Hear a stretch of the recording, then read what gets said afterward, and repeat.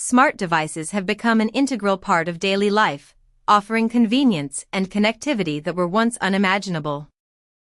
However, they also collect a significant amount of personal information through various means such as GPS signals, voice commands, browsing history, and more.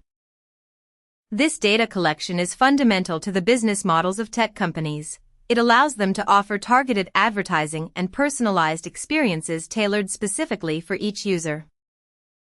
Yet users often grant permissions without fully understanding what these grants entail or how their privacy might be affected in the long term.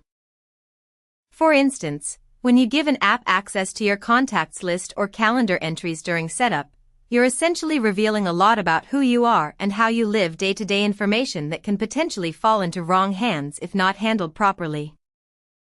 Many people mistakenly believe that simply setting their privacy controls is enough protection against intrusive data collection.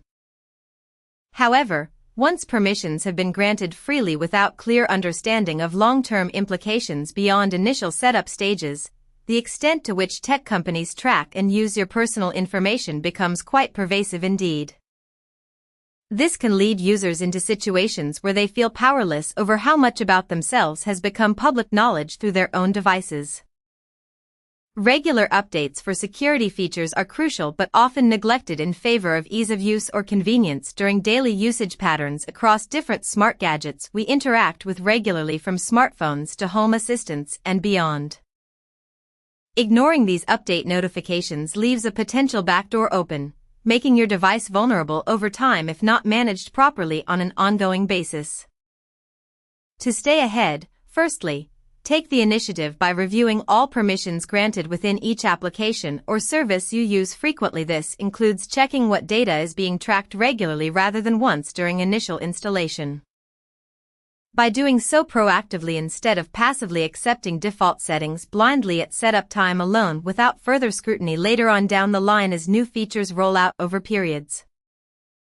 Secondly, consider opting out entirely from services that seem overly intrusive regarding your personal privacy practices, or uninstalling them altogether if they don't align with how you want to manage information sharing online.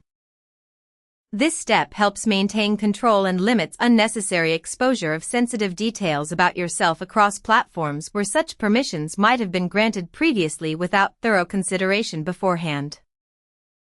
Lastly, staying informed about periodic policy updates concerning changes affecting safeguards